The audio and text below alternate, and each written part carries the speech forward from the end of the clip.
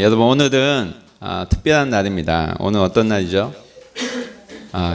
부활절입니다. 부활절은 온 교회가 다시 사신 예수님을 기억하고 또 기념하고 또 즐거워하는 날입니다. 여러분 부활하신 그 예수님, 그 예수님에 대해서 우리가 이 시간 부활절이기 때문에 함께 생각하는 시간을 가지기 원합니다. 여러분 부활하신 예수님 믿으십니까? 아멘. 여러분 부활하신 예수님 어디 계십니까? 어디 계시죠? 부활하신 예수님이 어디에 계십니까? 라고 물으면 대답하는 분들이 각각 다른 것을 우리가 체험할 수 있습니다. 우리가 예수님에 대해서 굉장히 많이 듣지만 어디에 계신지 실제로 모르시는 분들도 참 많은 것 같습니다. 여러분 예수님 어디 계십니까? 이 질문에 대해서 답하는 것은 우리가 정말 갈급한 문제이기도 하고 또 우리가 확실히 알아야 될 사실이기도 합니다. 그런데 오늘 말씀 고린도후서 4장에는 분명하게 너무나 분명하게 우리에게 말씀하고 계십니다. 그 부활하신 예수님은 바로 우리 안에 계신다는 것입니다. 오늘 우리에게 주신 말씀은 예수님이 어디에 계시는가에 대해서 분명하게 말씀하고 있는 부분입니다. 오늘 주신 말씀을 함께 다시 한번 읽어보기 원합니다. 우리 천천히 읽어보겠습니다. 시작. 우리가 이 보배를 질그릇에 가졌으니 이는 심히 큰 능력은 하나님께 있고 우리에게 있지 아니함을 알게 하려 합니다. 8절. 우리가 사방으로 우겨삼을 당하여도 쌓이지 아니하며 답답한 일을 당하여도 낙심하지 아니하며 9절. 박해를 받아도 버림받지 아니하며 거꾸로 틀림을 방안으로 망하지 아니하고 10절. 우리가 항상 예수의 죽음을 몸에 짊어지면 예수의 생명이 또한 우리 몸에 나타나려 하려 합니다. 11절 말씀. 우리가 죄송합니다. 11절 말씀 안 나와 있네요. 11절 말씀. 우리 살아있는 자가 항상 예수를 위하여 죽음에 넘겨지면 예수의 생명이 또한 우리 죽을 육체에 나타나게 하려 합니다. 아멘. 여러분 예수 그리스도를 예수님을 믿는 순간에 예수님은 우리 안에 살기 시작하십니다. 그것은 질그릇인 우리가 보배이신 예수님을 모시고 있다는 말입니다. 예수님이 내 안에 살아계시다는 사실을 우리가 분명히 알게 되는 순간 그 사람은 예수님을 믿는 사람이라고 할 수가 있습니다. 여러분 그리스도인은 질그릇에 보배를 담은 존재입니다. 그래서 나는 질그릇이지만 내 안에 누가 있다고요? 보배이신 예수님이 계신다는 것입니다. 우리 안에 보배이신 예수님이 살아계십니다. 믿으십니까? 예. 여러분 예수님의 사람입니다. 예수님이 우리 안에, 당신 안에, 내 안에 분명히 살아계시다는 사실에 대해서 완전한 확신을 가지게 될 때에 예수님은 우리의 인생을 간섭하시고 또 우리의 인생을 뒤바꾸십니다. 이 세상 우리가 살아가는 동안에 예수님이 내 안에 계신 것처럼 사실 놀라운 일은 없습니다. 여러분 이 사실 믿어주십니까? 아멘. 부활하신 예수님은 내 안에 계십니다. 살아계십니다. 그래서 오늘은 이 믿음에 대해서 좀 더 자세히 알아가는 시간을 가지기 원합니다. 여러분 우리가 가진 믿음은 예수님께서 주신 믿음입니다. 그래서 우리가 믿음대로 살아가고 있습니다. 우리 성경을 읽어볼 때 또한 우리가 믿음의 조상이라고 일컬어 잘 듣는 그런 분이 있습니다. 누구죠? 믿음의 조상 아브라함이죠. 여러분 아브라함 믿음의 조상 아브라함도 하나님께서 독자 이삭을 바칠 때에 믿음으로 순종했던 사람입니다. 성경은 아브라함이 하나님 말씀을 들었던 그 순종을 믿음이라고 합니다. 그래서 히브리서 11장 말씀에 이 말씀이 있습니다. 우리 찾아서 한번 읽어보겠습니다. 히브리서 11장 17절 말씀 함께 읽어보겠습니다. 아브라함은 시험을 받을 때에 믿음으로 이삭을 드렸으니 그는 약속을 받은 자로 돼 그 외아들을 드렸느니라. 하나님께서 말씀하신 대로 아브라함은 독자를 하나님께 번제로 바쳤습니다. 근데 성경은 하나님께서 아브라함이 자기 독자 이삭을 번제로 바치는 것을 믿음이라고 합니다. 근데 이 믿음이 어떤 것인지에 대해서 19절에 또 설명을 합니다. 19절 말씀 함께 읽겠습니다. 그가 하나님이 능히 이삭을 죽은 자 가운데서 다시 살리실 줄로 생각한지라. 비유컨대 그를 죽은 자 가운데서 도로 받은 것이니라. 여러분, 아브라함이 믿음의 조상이라고 하는데 아브라함이 믿은 것은 무엇일까요? 여러분, 이삭을 번제로 아브라함은 바쳤습니다. 네, 번제로 바친다는 것은, 번제는 이런 것입니다. 번제는요, 구약에 사람이 죄를 짓고 그 죄를 대속하기 위해서 어린 양을 대신 죽입니다. 그리고 그 죽인 어린 양을 통째로 다 태워서 드리는 것이 번제입니다. 그런 제사였습니다. 근데 이삭을 아브라함이 번제로 드리면 그 이삭은 어떻게 될까요? 살까요? 죽을까요? 죽어요. 죽는다는 겁니다. 이삭을 번제로 드리면 사람은 죽을 수밖에 없습니다. 그런데 아브라함은 하나님께서 능히 이삭을 죽은 자 가운데서 다시 살리실 줄 믿었다고 합니다. 하나님께서 죽은 자를 다시 살리실 줄 믿었다고 말씀합니다. 이것은 부활을 믿었다는 말입니다. 사실은 부활을 믿었다고 말하기 이전에 사실 아브라함은 하나님께서 자신에게 어떤 분인가, 하나님은 자신에게 있어서 선하신 분이라는 사실을 아브라함은 믿고 있었다는 겁니다. 그래서 죽은 자들 다시 살리시는 하나님이, 그 하나님이 나에게는 참 선하신 하나님이다. 그 선하신 하나님을 믿었기 때문에 아브라함은 순종할 수 있었습니다. 이 말은 하나님을 신뢰하기 때문에 순종한 것입니다. 그래서 하나님 신뢰하는 것은 믿음이라고 합니다. 여러분, 하나님을 신뢰하는 것은 믿음이라고 하는데 이 믿음에 대해서 좀 더 쉽게 표현하면 어떻게 말할 수 있냐면, 여러분, 믿음은 기대는 것이라고 말할 수 있습니다. 믿음은 내가 하나님께 기대는 것입니다. 여러분, 믿음은 내 인생을 하나님께 완전히 기대는 것을 말합니다. 예수님을 우리가 믿기 시작하면서 우리가 기대는 대상은 나에게로부터, 내가 나를 믿어왔다면 그 대상이 바뀌어가는 것을 체험합니다. 그래서 예수 믿기 시작하면서 우리가 기대는 대상이 나로부터 예수님께로, 나로부터 하나님께로 바뀌어가는 것을 우리가 경험합니다. 그래서 그리스도의 인생은 하나님께 완전히 기대는 것, 이것이 그리스도인이라고 할 수 있습니다.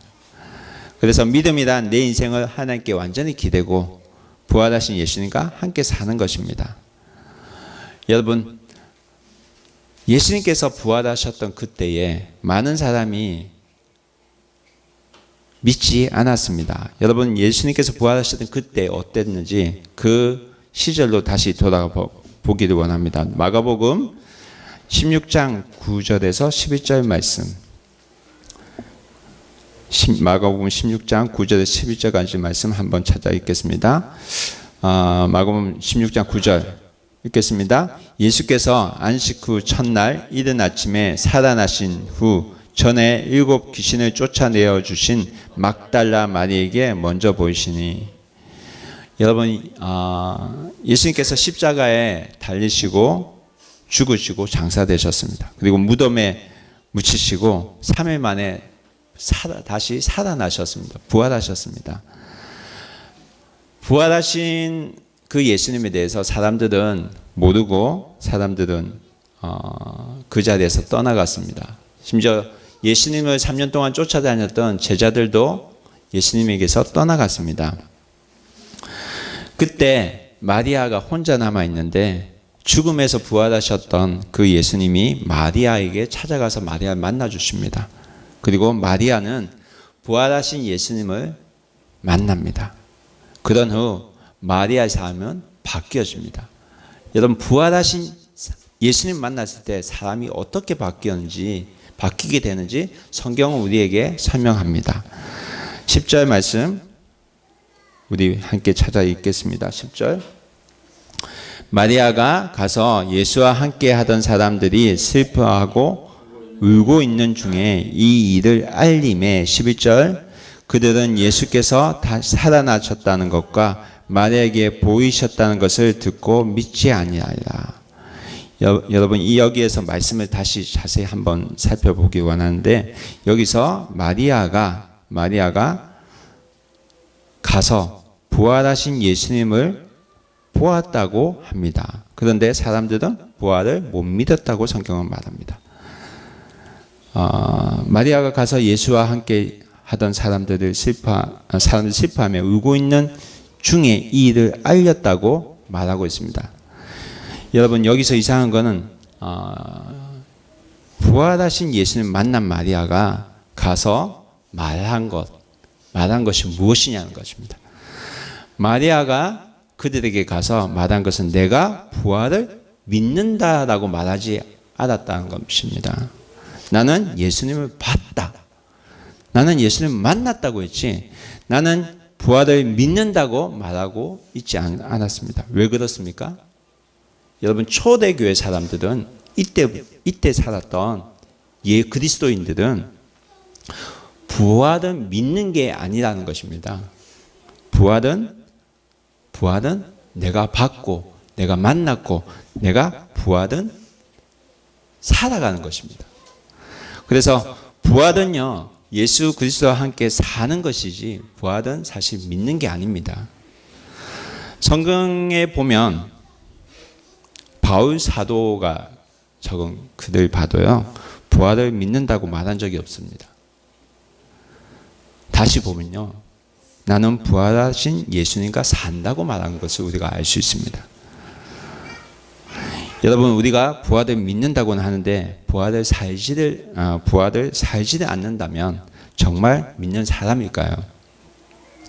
초대교회에 살았던 사람들이 부활을 증거로 삼은 것이 뭐냐면 부활의 증거는 빈무덤도 아니었고 그리고 세마포도 아니었고 예수님께서 입으셨던 그 옷도 아니었고 어떤 현상적인 것이 아니었고 부활하신 주님을 내가 만나서 그리고 그 예수님과 함께 내가 살아가는 그 모습이 바로 부활의 증거라고 성경은 우리에게 말하고 있습니다. 이 말은 우리가 부활의 증거가 되지 못한다면 부활은 증명될 수가 없다는 것입니다. 예수님을 만난 사람들이 있었고요. 그 예수님 만난 사람들이 예수님과 함께 살았고 또 그 예수님과 만난 그 사실을 증거했고 증거하면서 살았고 또 살았고 그러면서 예수 그리스도 복음이 오늘날까지 이어진 것입니다. 2000년이 지난 오늘날까지 예수님을 만났고 예수님과 함께 살았다는 그 사람들의 삶을 통해서 우리가 오늘도 예수님과 함께 산다는 믿음을 가지고 예수님과 함께 살 수 있는 것입니다. 그래서 믿지 않는 사람들이 우리가 예수님과 함께 사는 것을 보고 또 예수님 믿고 그러면서 또 예수님의 십자가 복음이 온 세상에 퍼져 나간다는 사실입니다.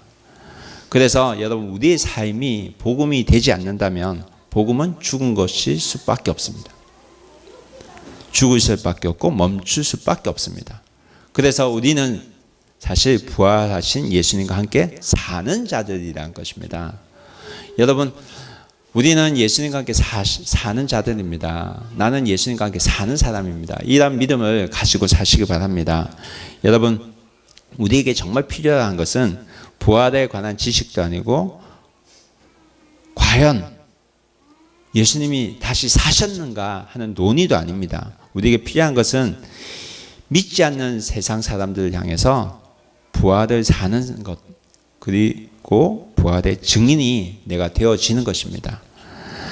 여러분 만약에 기독교가 사람에 의해서 만들어진 것이라면 성경의 부활의 내용을 넣지 않는 것이 좋았을 것입니다. 왜냐하면 기독교를 받아들이는 사람에게 있어서 이성적으로 가장 납득이 안 되는 것이 뭐냐면 바로 예수님 부활이기 때문입니다.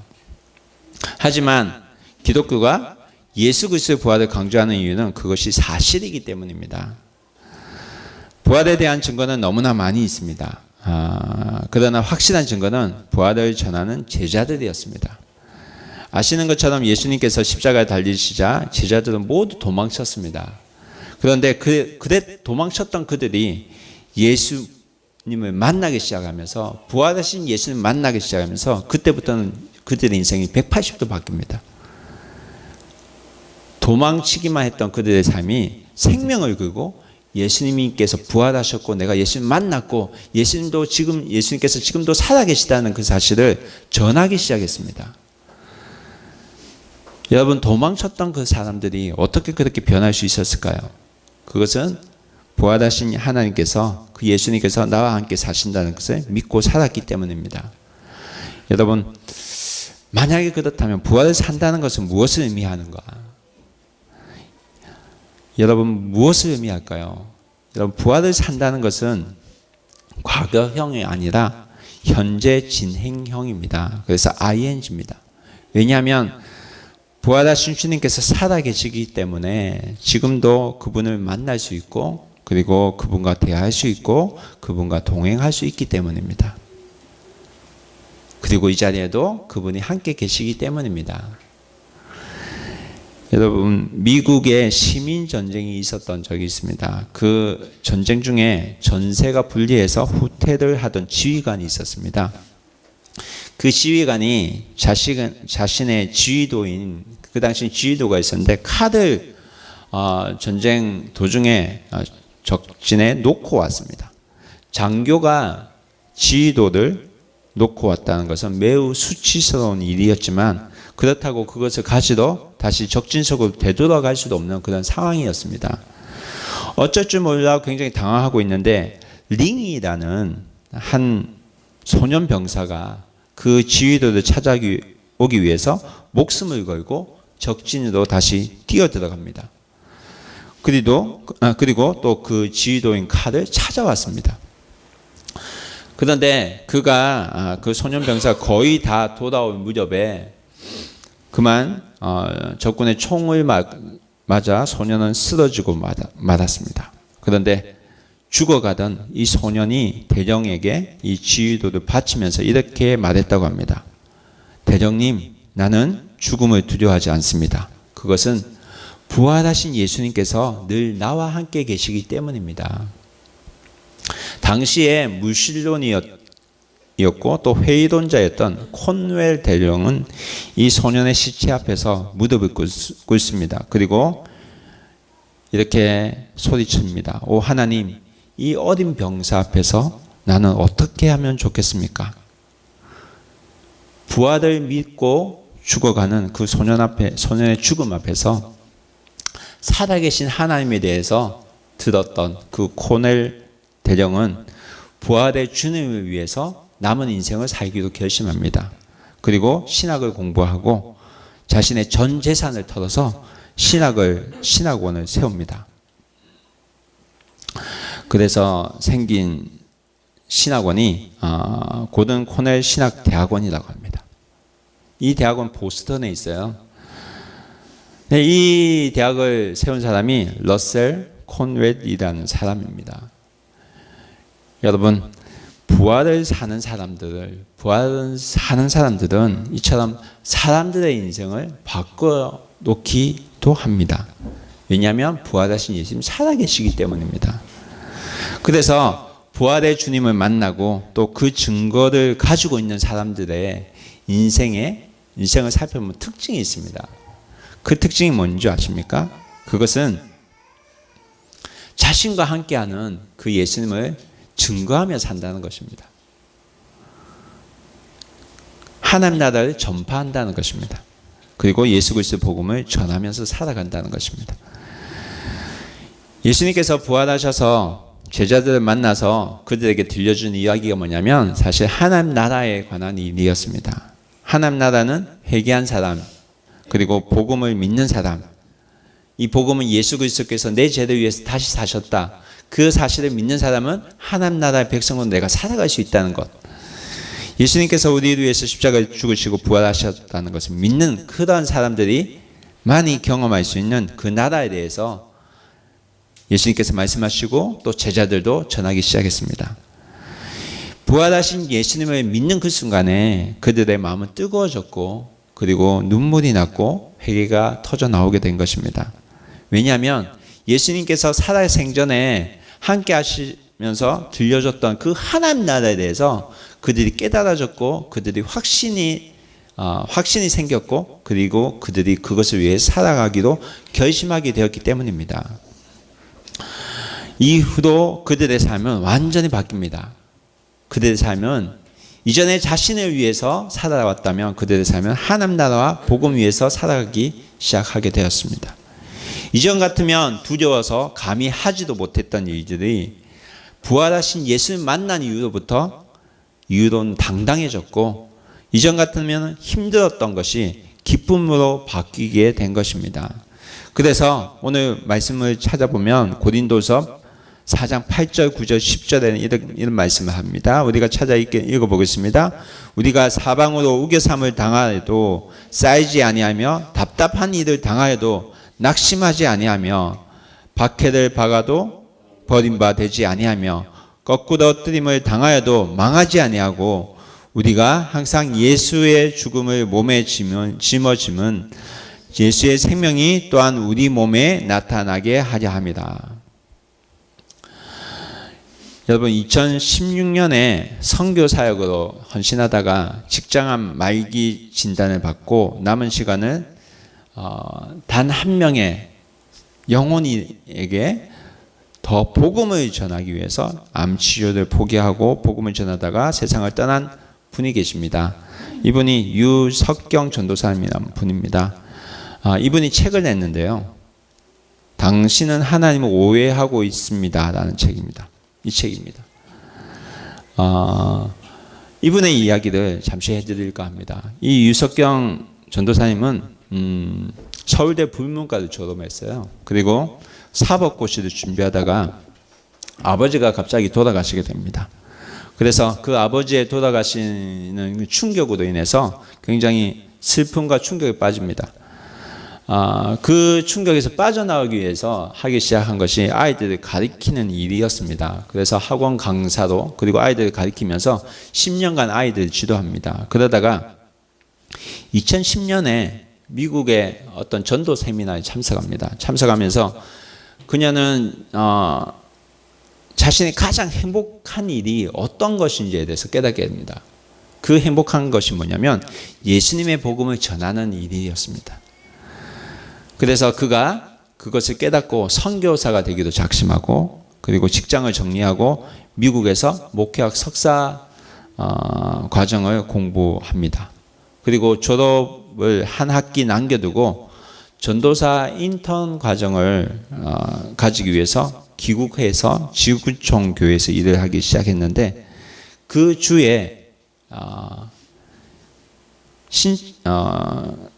저 병원 가서 검사를 받는데 직장암 말기라는 진단을 받습니다. 수술을 해도 길어야 1년밖에 살지 못한다는 의사의 그 선고에 그녀는 수술 받고 항암 치료받고 방사선 치료를 받으면서 시간을 보내기보다 그냥 남은 시간을 단 한 명의 영혼에게 복음을 전하면서 살기로 그가 결심을 합니다. 많은 사람들이 왜 그렇게 사냐고 비판합니다. 그래도 그녀는 그렇게 사는 것이 행복한 일이라고 생각하고 그렇게 진행해 갑니다.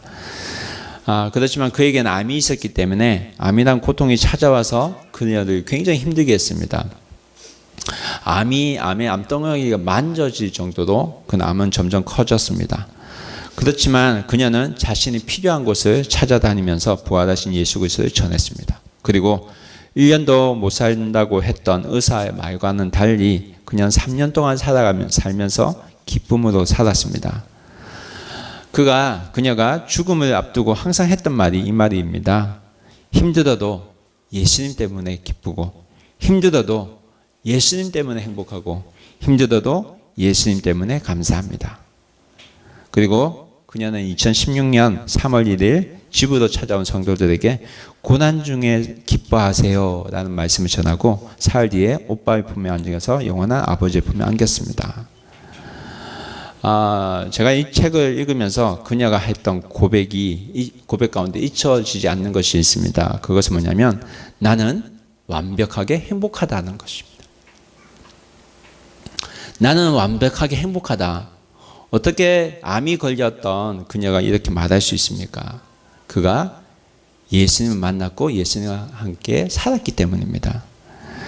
여러분, 하나님께서 나를 지으신 목적이 무엇이라 생각합니까? 성경은 그 목적에 대해서 명확하게 우리에게 말씀을 합니다.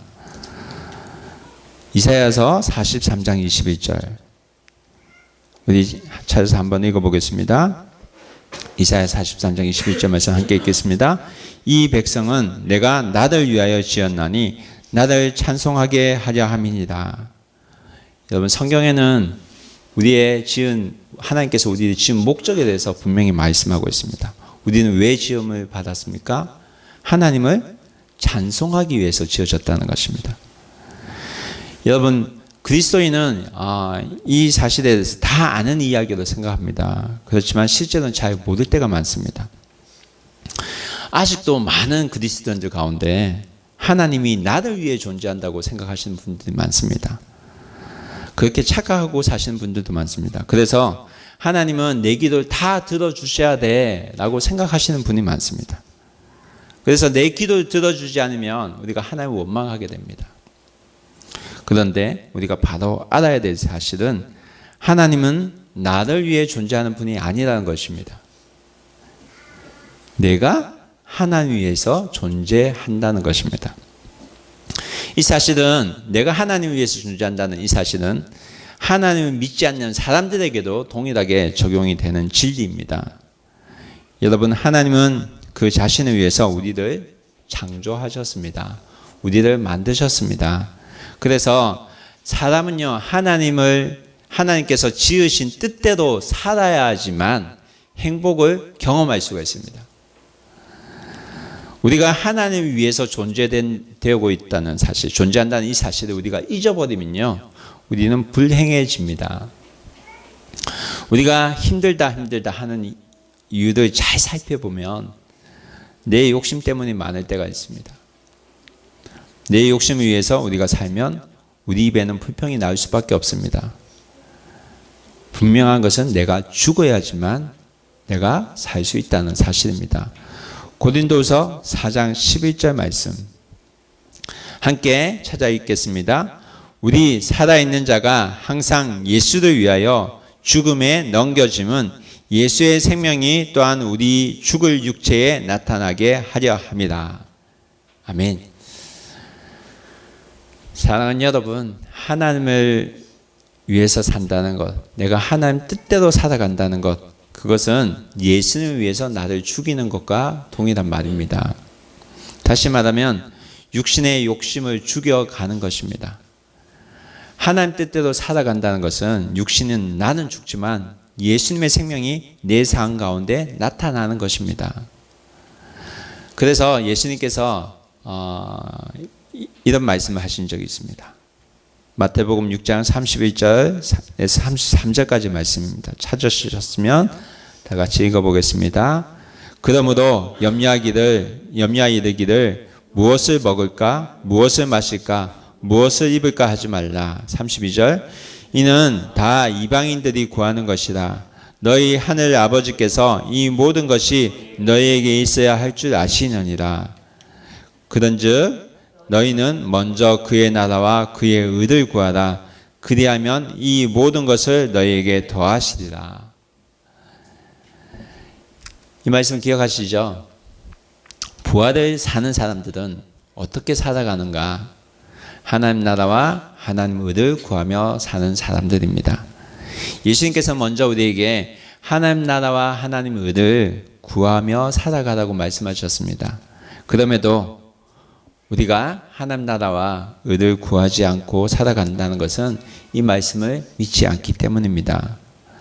물론 우리가 때때로 우리가 말씀대로 살지 못하고 죄를 짓고 실패하고 많은 내 자신을 보게 되면 정말 보기 싫습니다. 그럼에도 불구하고 우리는 하나님을 바라볼 수 있어야 됩니다. 왜냐하면 그럼에도 불구하고 나와 함께 계시는 예수님이 계시기 때문입니다. 나약한 나를 위해서 하나님께서 사랑으로 보내주신 분이 바로 그 예수님. 그 예수님이 내 죄를 지어주시고 나와 함께 하시기 때문입니다. 누가복음 23장에 강도가 예수님 만나 구원받는 사건이 기록되어져 있습니다. 누가복음 23장 42절 말씀. 예수님 만나 구원받은 강도의 이야기입니다. 42절 한번 다 같이 읽어보겠습니다. 이르되 예수여 당신 나라에 임하실 때 나를 기억하소서 하니 43절 예수께서 이르시되 내가 진실로 내게 이르노니 오늘 내가 나와 함께 낙원에 있으리라 하시니라. 여러분, 예수님께서는 십자가에 달린 강도가 과거에 어떤 죄를 저질렀는지 그 죄에 대해서 전혀 묻지 않으셨습니다. 누군지 예수 그리스도를 받아들이는 그 순간에 예수 그리스도의 보혈의 피가 우리의 모든 죄를 깨끗하게 씻겨주시기 때문입니다. 여러분, 내가 아무리 약하다고 할지라도 그런 나를 위해서 예수님은 십자가에 죽으셨고 그 예수님은 약한 나를 위해서 다시 부활하셨습니다. 부활을 산다는 것은 육신인 내가 죽고 부활하신 예수님이 사는 것입니다. 사랑하는 여러분, 저와 여러분이 부활하신 주님과 함께 사는 그런 축복된 삶을 누리시길 바랍니다. 함께 누리는 사랑하는 교회 성도가 되기 원합니다. 죽음을 이기시고 부활하신 주님의 기쁨이 우리 삶 가운데도 충만하기를 기원합니다. 부활의 기쁨으로 어떠한 고난과 역경도 뛰어넘을 수 있다는 그 복된 소식을 함께 누리고 살아가는 주님의 백성이 되기를 주님의 이름으로 축원합니다. 우리 기도하겠습니다.